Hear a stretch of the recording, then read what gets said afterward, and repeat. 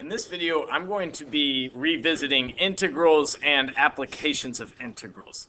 And so this will be the third of 3 Calculus AB review videos. In this video, I'm going to look at Riemann sums. I'm going to look at the fundamental theorem of calculus. That's, how we take an integral. We're going to look at UDU, change of variables, U substitution, but not UDV, right? That's in BC. We're going to look at motion, motion along a line that's one dimension only, not parametric, position, velocity, acceleration, stuff like that. We're going to look at the second fundamental theorem. That's basically taking the derivative of a function defined by an integral. We're going to look at accumulation functions, which are also functions defined by integrals. We're going to look at the area volume stuff. No arc length, though. Arc length, also a C topic. And then we're also going to look at average value. I forgot about average value, but that's definitely something that's in AB under the heading of integrals. Okay, so if we think all the way back to when we first started integrating, it all starts with the idea of the Riemann sum, right? That the exact value of the area under a curve is given by the limit of the Riemann sums as those rectangles get really narrow.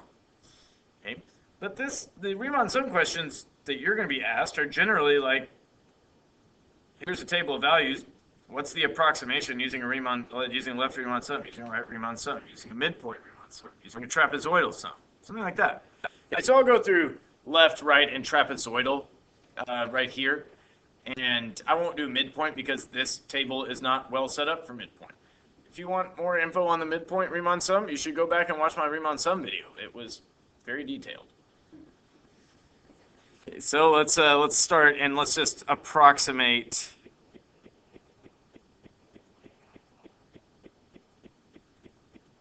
the integral from 1 to 8 of f of x dx with a left Riemann sum.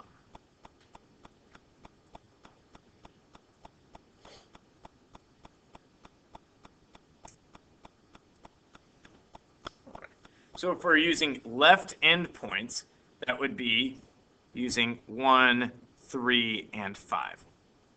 Okay, because basically, and I'll just kind of remind you of how this works. If we're, starting here at 1 and going up to 8, and it's, pretty much spaced out like this, it actually does look pretty proportional. Except there's too many. Yeah, it would have been fine, I'm sure, but 3, 5, 8, yeah.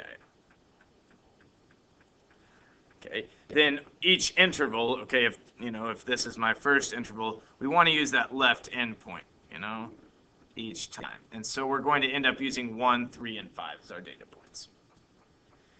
Okay, so this is going to be, the approximation will be a sum of width times height. Okay, the width of the first one is 3 minus 1 is 2. Times the height is the left edge has a height of 2, plus u. Plus, okay, from 3 to 5, that also has a width of 2. And the height will be the left edge, that will be 10. And then the third one will be a width of 3, because 5 to 8 has a width of 3. That's why I made this table not be equally spaced, just to remind you that you need to verify when you have a table that all of them are equally spaced, if you're going to presume that they are. I would not presume. I would check every time. Okay, so 3 times the f of 5 was 4. Okay, thank you. 481 has added this up for me. It's 26, in case you were wondering, in case it's multiple choice. If it's multiple choice, yeah, you're going to need to add it up. If it's free response, you're going to want to stay right there. You're not going to want to risk it with,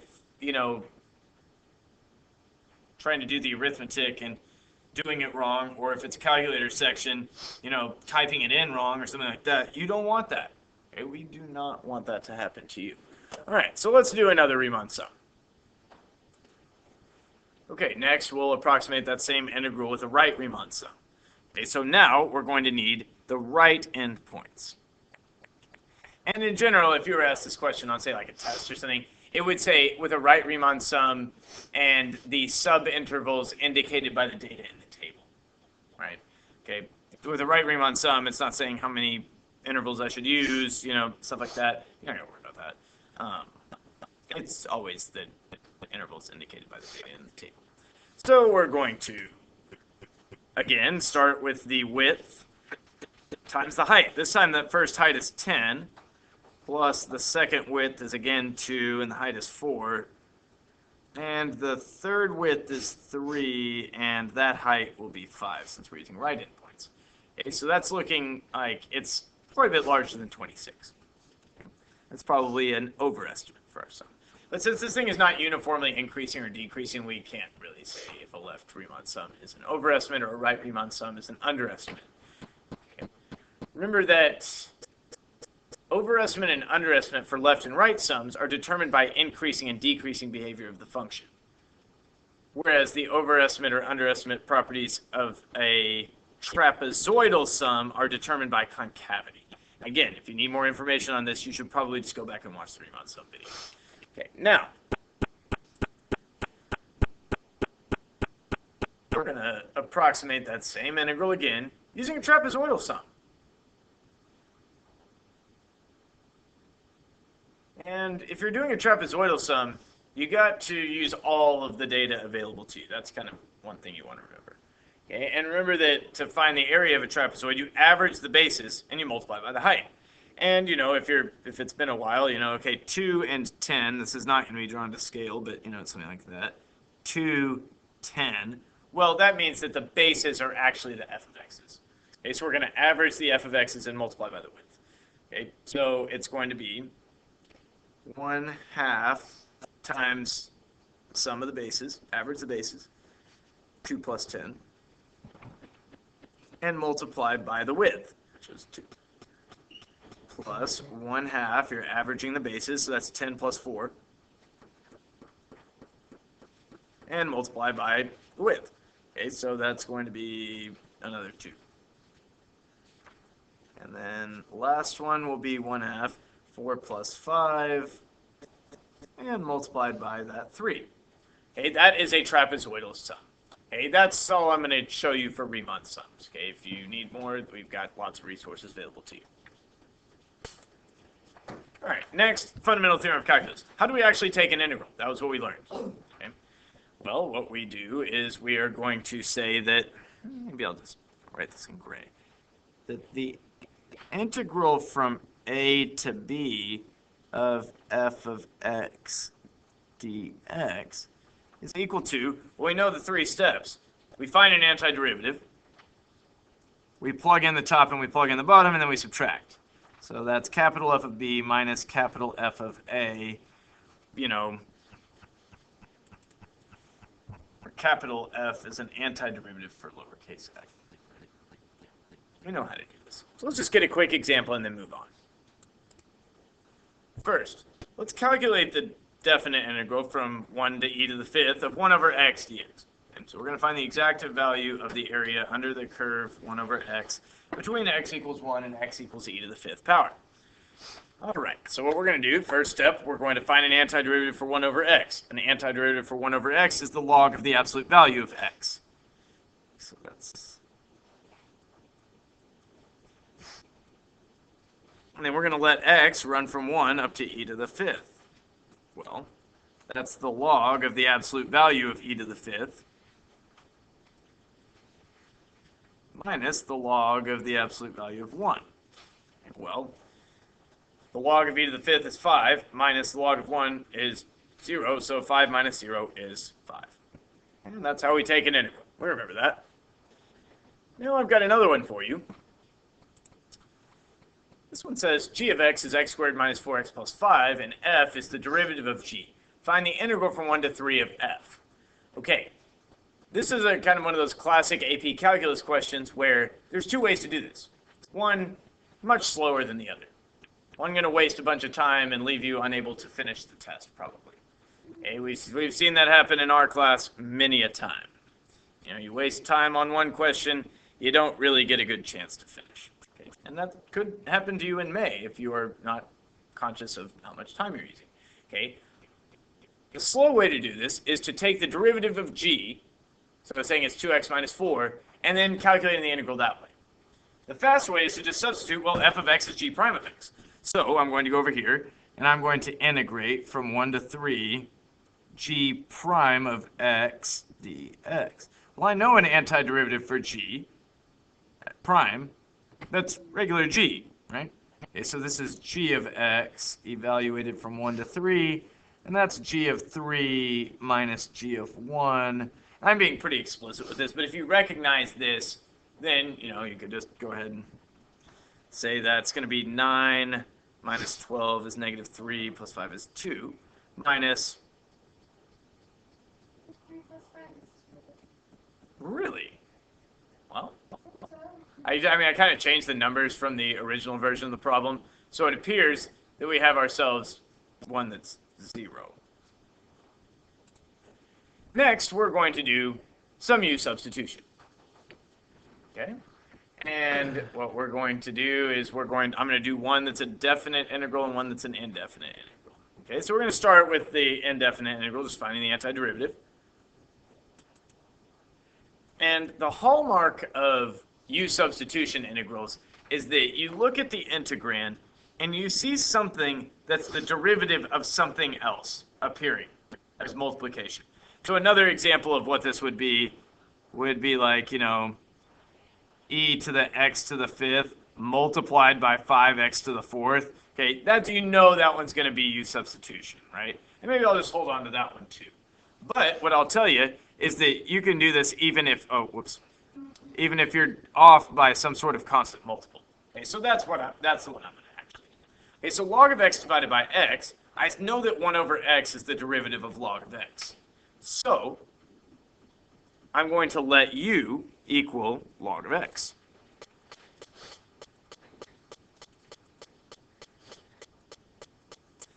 And then you take the derivative of both sides. And you basically say du is 1 over x dx. My recommendation in general is that you solve for dx so that you can check and make sure you've done this right. This is x du. And then we're going to actually make the substitution. Okay, log of x is equal to u. Okay, so I'm substituting u there. I've still got this divided by x, and then dx is x du. Right? Now, if you've done it right, you should be able to cancel off all of the x's. Okay? X's should be gone entirely from the integral. So the integral of u du, that's really easy. That's the reverse power rule. That's 1/2 u squared plus c. And then at the very end, you're ready to substitute back on u and say that's 1/2 log of x squared plus c. Yeah, you would not want to forget the plus c. That would be bad. Very brutal. All right, next we're going to look at x to the 4th times e to the x to the 5th. Okay, we're going to do the same thing. What is the derivative of what? I see that x to the 4th is not exactly the derivative of x to the 5th, but it's only off by a constant multiple, so I'll be able to deal with that. Right. So I'm going to let u equal e to the x to the 5th. No. Yes, it's just going to be x to the 5th. I was thinking about something else. Then du will be 5x to the 4th dx. And I'll just mention that the way that I was instructed how to do this when I was in calculus for the first time a long time ago was, okay, what's the extra stuff you've got? You've got e to the u, but you've got this x to the 4th dx. So what you do is you divide by 5 to match up x to the 4th dx to your integrand. Okay, so then you would have to divide by 5 when you go and add in du. But I'm going to keep solving for dx. I really do like that technique. But I just figured I would mention. That's du divided by 5x to the 4th. So now our integral has become x to the 4th e to the u, and dx is du divided by 5x to the 4th. Okay, well, we can cancel off the x to the 4ths, and there you go. What do you know? We're done with x's. And we're going to go over here, 1/5 of the antiderivative of e to the u du. Well, I know that e to the u is its own antiderivative, so that's going to be 1/5 of e to the u plus c. And what I will do is I'll substitute back on u, and this is going to say 1/5 e to the x to the 5th plus c. You could check these by taking the derivatives, using the power rule, chain rule, stuff like that. That's always an option. That might be a good exercise for you right at this point. All right, the last u substitution one I'm going to do is going to be a definite integral. This one is one that was requested, this was something that appeared on our test that we took in like January or something that was just all integrals. It was kind of tricky. It didn't exactly look like a u du. Or maybe this one wasn't it, but it kind of looked like what we were thinking. Yeah. So what I'm seeing is that I've got x squared plus 9, and the derivative of x squared plus 9 is 2x, which is related to x. So what I'm going to do is I'm going to let u equal x squared plus 9.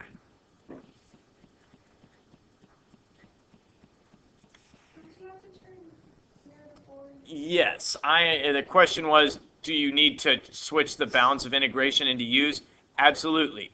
Unless you just use u substitution to find the antiderivative, and then you just stay with x's, which is what I do. We frequently have to use a u substitution in my multivariable calculus class, but in that class, I usually just do the u substitution off to the side to get an antiderivative, and then I just use the original bounds.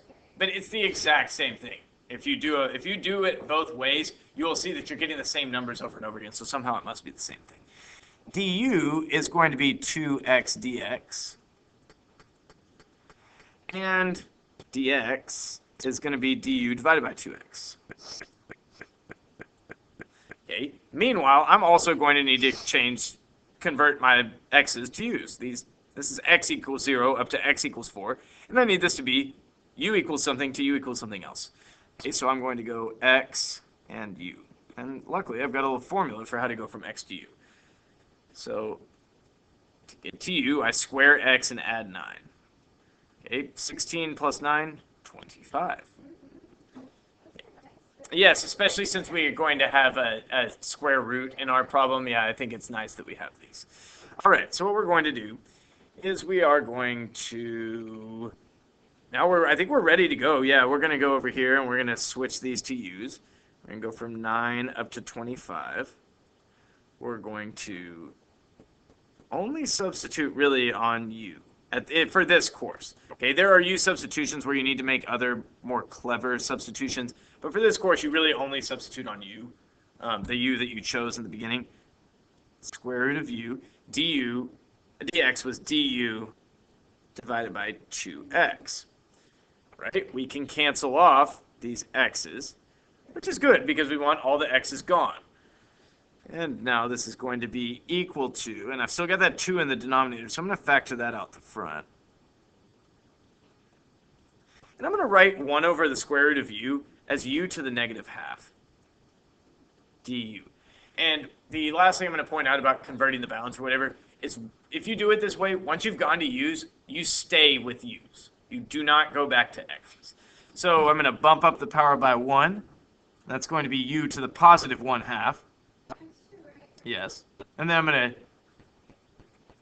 divide by the new power. That's dividing by 1/2, so that's 2. And we're going to let that go from 9 to 25. But you're maybe sitting there thinking, wait a second, half of 2, that's 1. That's a smart thing to do. Okay, so this is equal to the square u to the 1/2, that's the square root of u, as u runs from 9 to 25. So this is equal to the square root of 25 minus the square root of 9 is 5 minus 3 is 2, which was one of the answer choices on that test. All right, motion along a line is something that, in the interest of time, I'm not going to do a whole bunch of examples on. I'm just going to remind you of the relevant facts and formulas and stuff. Remember that we've got position, velocity, acceleration. So if position is x of t and velocity is v of t, I don't think I mentioned this in my second video, derivatives and their applications, but, we know that velocity is the derivative of position. A lot of us are in physics and, are expert scientists and stuff, so we know these things. And acceleration being the derivative of velocity is going to be the second derivative of position. You could also write it as v prime of t if you felt like it. Okay, this means, now that we're talking about integrals, that velocity is the antiderivative of acceleration and position is the antiderivative of velocity. Okay. The things that you need to know are going to be, well, that the displacement, that's the change in position,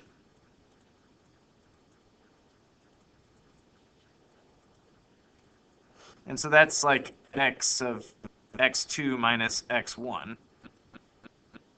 Well, that kind of looks like something you would get if you integrated v of t. Yeah, so that's something, from time 1 to time 2 of v of t dt. So you need to know the velocity between two times, and you can calculate the displacement by integrating. Okay, then we've got total distance. Total distance is the type of thing that we oftentimes forget about. Total distance, well, that's like the odometer in your car. It doesn't care if you're going north or south or east or west. It's just counting forwards. Every time you move, it's counting. Okay? And yeah, so we need to always be counting all of these velocities as positive, right? Forward. So what we're going to do is anytime the velocity is negative, we're still going to count it as positive. So this is going to be from time 1 to time 2 of the absolute value of v of t.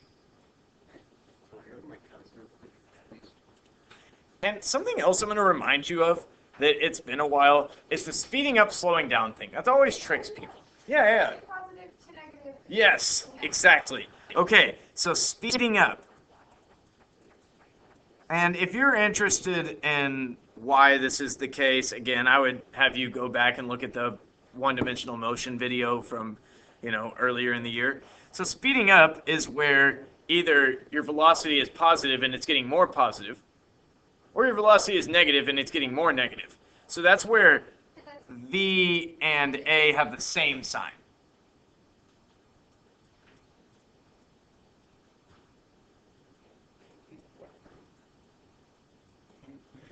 And then slowing down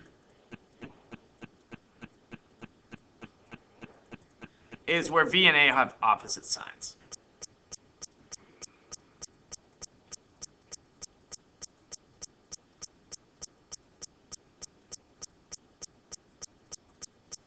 So that's all I'm going to tell you about motion for this video, just for time's sake. All right, the second fundamental theorem is basically what happens when we take the derivative of a function defined by an integral.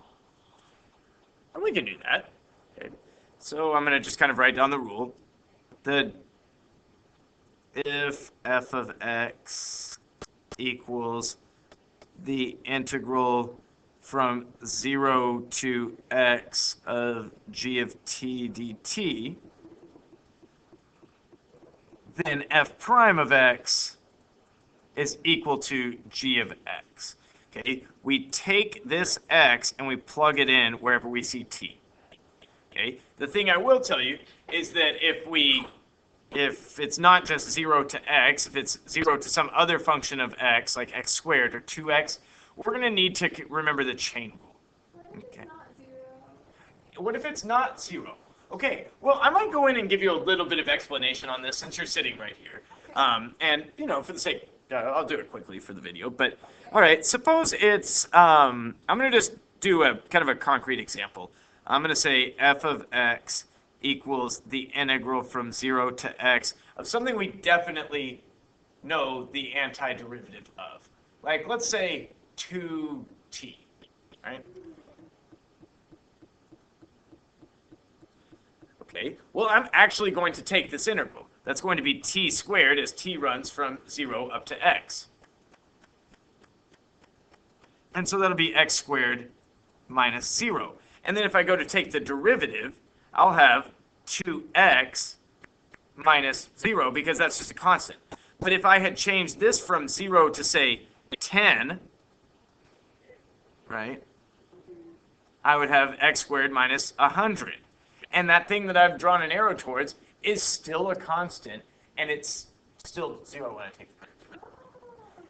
And there are cases where the bottom bound could also be a function. Those are a little rarer, and what you would think to do is the correct thing to do. So, yep, yeah, and subtract it, yeah, exactly. So we're gonna, yeah. So let's do a couple of examples, I guess, that involve the chain. All right, so I've got a weird question for us. Is the function h of x equals the integral from 2 to x squared of t squared plus t minus 1 dt concave up or concave down at the point where x is equal to 481? All right, well, what we're going to do is we're going to take the second derivative, right, to figure out the concavity. So h prime is where I'm going to take x squared. I'm going to plug it in wherever I see t. So that's going to be, let's see, x squared squared is going to be x to the 4th plus x squared minus 1 multiplied by the derivative of the inside would be 2x. Okay, well, what I'm going to do is I'm just going to actually distribute in this 2x because it'll make the second derivative easier to take. This will be 2x to the 5th plus 2x to the 3rd minus 1 minus 2x, thank you. That would have been embarrassing. All right, now the second derivative would be 10x to the 4 plus 6x to the 2 minus 2. And then h double prime of 481 is looking like it's going to be a massive positive number. That means it's concave up. So it's, the graph of h is certainly smiling at x equals 481. All right, now let's get into some area volume questions.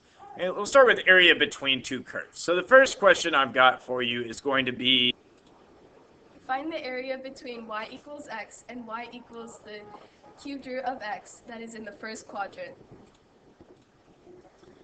so what I recommend doing for this type of question is I recommend drawing a picture, right? Just like they told you in geometry. So that's what I'm going to do. Okay, we know that the graph of y equals the 3rd root of x, which I'm going to kind of color in blue, is like that. And we all know the graph of y equals x. It kind of looks like that. And I'd say it's probably pretty reasonable to expect that they meet up at x equals 1, y equals 1. I don't need to do too much explanation on that. If you weren't sure where they met up, you would have to set the two equations equal to each other and solve, right? So what we're going to do is, oh, whoops, I forgot to label that I was plotting y equals x in green. Well, if you wanted to find this area here, that I'm going to kind of shade in gray, what you could do is you could find the area under the blue curve and subtract away the area under the green curve. And that's exactly what we're going to do. If you feel better about doing this with two separate integrals, that's fine. Or if you got through that unit and you were like, okay, I understand why it's top minus bottom, you can do top minus bottom. That's what I'm going to do. I'm going to integrate from 0 to 1, top minus bottom. Top is 3rd root of x, minus bottom is x. Okay, the 3rd root of x is x to the 1/3. So when I take an antiderivative, I'm going to bump it up by 1, so that'll be x to the positive 4/3. Because I'm positive 1/3, I need to add 3/3, I'll have 4/3. Then I'm going to divide by 4/3, which is like multiplying by 3/4, minus 1/2 x squared. Yeah, I don't know if y'all watching at home can hear this. It's Friday at school, right? And they're playing the music in the hallways, and I don't know if the music is interrupting my video or if it's like in the background barely, but if it is, please excuse that, or maybe if you like it, then good for you. Okay, yeah, just turn that volume up all the way, I Yes. All right, so we're going to evaluate this thing from 0 to 1, and I'm going to plug in 1, and I'm going to get 3/4 minus a half. Well, if I have 75 cents and I spend 50 of them, I'm going to have 25 cents left. And I think it's going to be 1/4 minus 0 is 1/4. So there's 1/4 of a unit of area between those two curves in the first quadrant. All right, now that we've talked about area, let's talk about volume. All right, what we're going to do is we're going to say, well, let's just define a region to just for the sake of the video. I'm going to make this a pretty easy example, or a couple of easy examples. I'm going to graph y equals the square root of x, and you'll see why this is a particularly easy example in a few minutes. Okay, so this is y equals the square root of x. And we're going to let this go from 0 to, let's say, maybe 100, you know? It'll make that the exciting part. Okay, so there we go. And we'll call this region R. I guess it's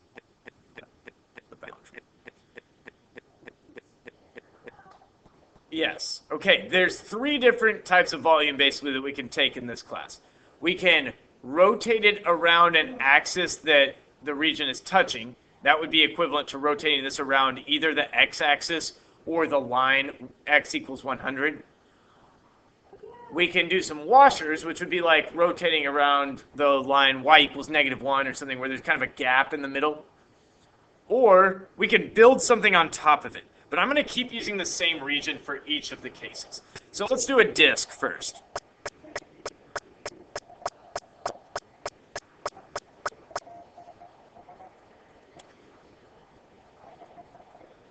Okay, so we're going to rotate R around the x-axis.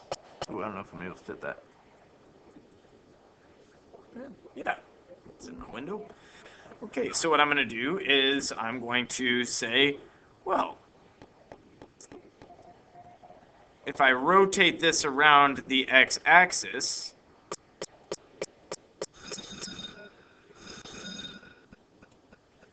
then I'm going to have a solid that's going to be the type of thing where cross-sections are a circle. And I could add up the areas of all those circles to get the volume. Okay? And that's what we're going to do, right? We're going to integrate this area of the circle to get the volume. Okay, so volume is going to be equal to the integral of pi r squared. And these circles are going to slide along the x direction, so that's going to be dx. Right? And so I'm going to factor out the pi because it's a constant. And I'm going to integrate from 0 to 100. And r is, well, r is, oh yeah, I lost more than I expected. Yeah. Well, yes, but that was for the people at home. Okay, this is the radius, and the radius is given by the square root of x. Okay, so square root of x squared dx. And that's why we're using square root of x. It's really convenient. Okay, it's good for no calculator. Okay, so this is pi times the integral from 0 to 100 of x dx. Well, we can do that. And that's going to be 1/2 x squared. Pi times 1/2 x squared as x runs from 0 to 100. So that's going to be, I think, 5,000 pi.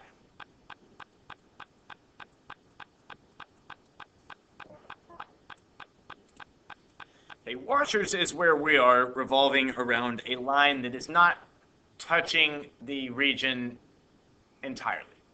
Okay. So the line y equals 20 would be, good and above r, because r is the square root of x from 0 to 100. I lost that somewhere in there. And, so maybe this would be y equals 20. So what's going to happen is we're going to have this whole volume, and then we're going to subtract out. It's kind of hollow, so we're going to subtract out the amount that was hollow.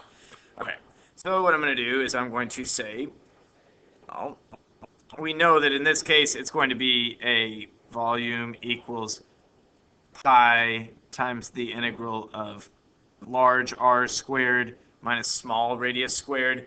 I'm not going to use large r, so I'm going to call it r1 squared minus r2 squared. dx, because again, these things are going to rotate, or the circles are going to slide along a horizontal axis. Okay, but I need to figure out what my radii are. All right, so what you do is you reach from the axis of rotation to the far end of the region. Okay, that is your large radius. And then you reach from the axis of rotation to the near side of the region. Okay, and that's your second radius.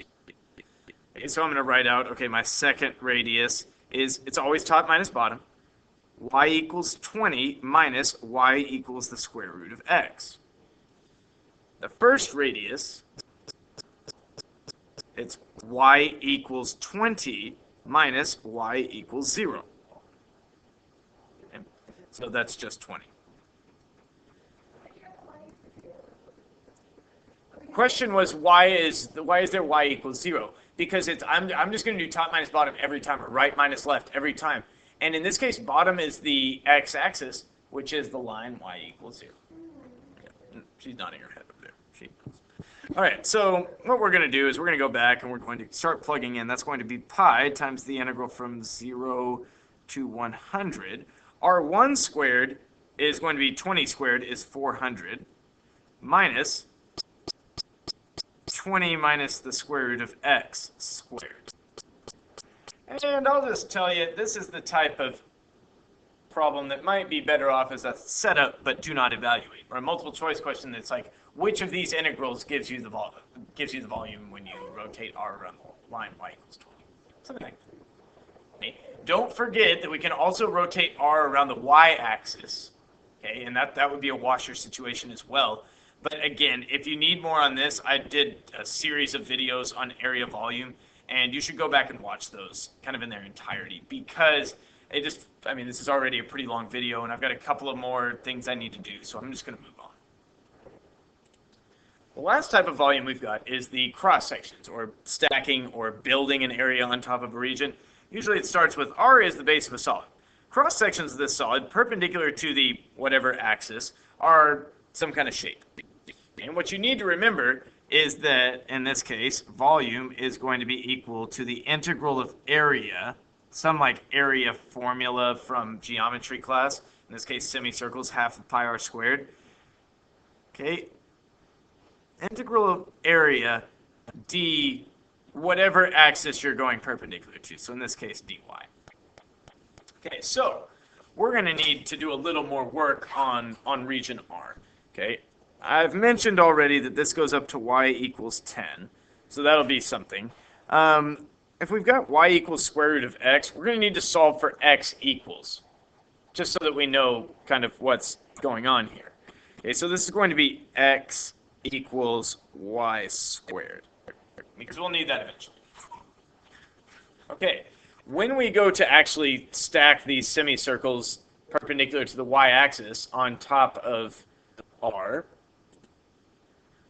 we'll have basically, I'll draw one of them, and it's probably going to be a really bad drawing. That's going to be the center perpendicular to the y-axis, and it's going to kind of come up like that. There's going to be a bunch of these stacked up together, and their radius is going to be half of right minus left. Okay, so in this case, it's going to be the integral of, if it's semicircles, it's 1/2 pi r squared.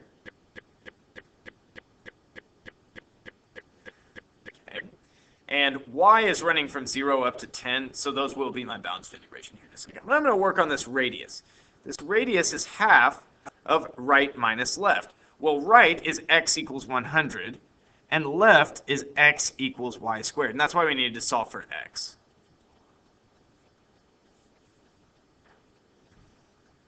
Right?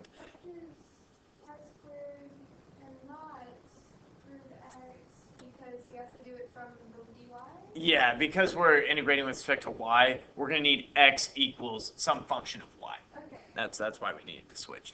All right, so this is going to be the integral from 0 to 100 of 1/2 times pi times radius was half of 100 minus y squared. Okay. The half is really, the extra half is kind of a big thing because, you know, you want to say right minus left, so you just want to say 100 minus y squared is the radius. except that's the diameter of those semicircles. So don't get tricked by that, right? Okay, so this is, this is about as difficult as a, cross sections question would get. You gotta plug it in like the calculator, like if you map 9 of that. Yes, and if you were actually having to find this, you could do this one by hand by factoring out the 1/2 pi and then also the 1/4 that you would get when you squared the half. And you could square that binomial and get an antiderivative and go on. It would be pretty unpleasant. It would be lengthy. Trying to keep the video as short as possible. And you could, if you wanted to use technology, you could just grab that calculator and use Math 9. That's, of course, an option. All right. Well, if you've watched this far, you're 40 minutes in. Okay, I'm going to give you a bonus topic that I forgot to mention in class, but that is certainly going to be on your quiz, and I guarantee it will show up on, the practice A/B test. Probably once, right? But, showing up, so you need to think about it. That's average value. And, just like I told y'all when I introduced this, whenever I did, think about how you take an average. How you get your average, say, I don't know, maybe in your science class. You got some tests and labs and homeworks and whatever you do in science. And in its most simple form, you get an average by adding all those grades up and then dividing by the number of grades, right? So we're going to add them all up and then divide. So the average value of f, and so if I said the average value of f over some sort of closed interval is going to be, we're going to add them all up.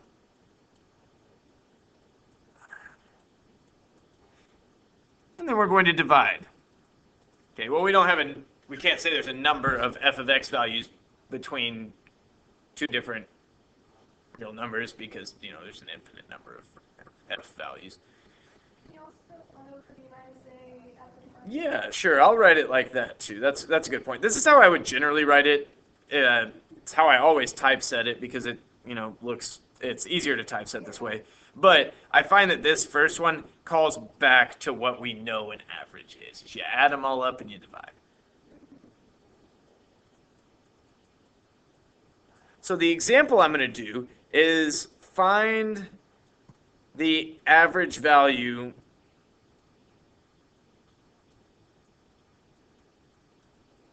of, say, cosine x on the interval, let's do, what is it? Okay, so cosine starts at 1.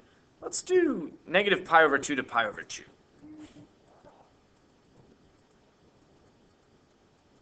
And then we can see if this kind of makes sense with what we know about the graph of cosine. Yes. But it wouldn't make sense for the average value of cosine to be 0 because that's the one lump of the graph of cosine. So it's got to be positive. Okay, that's another thing. We should expect the thing to come back positive. Okay, so let's do it.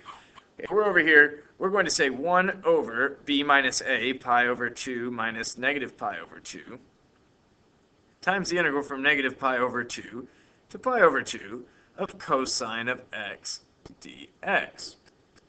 Well, this is basically 1 over pi times, well, I can actually take the antiderivative of cosine, that's sine of x, as x runs from negative pi over 2 up to pi over 2. And that's 1 over pi times 1 minus negative 1, which is 2. And so that's 2 over pi. It's going to be the average value of cosine x.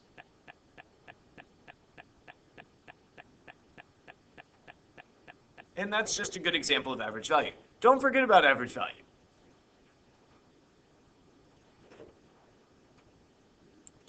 And that's all I got for y'all today. This ended up being a longer video than I expected, but I think we covered some good stuff. We got some examples in.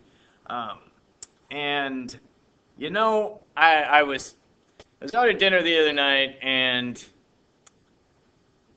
I had one of my friends tell me that I needed to ask y'all to smash that like button. So here I am. I'm asking you, if you've watched all the way 45 minutes into the video, which I doubt very many of you have, I'm asking you to smash that like button.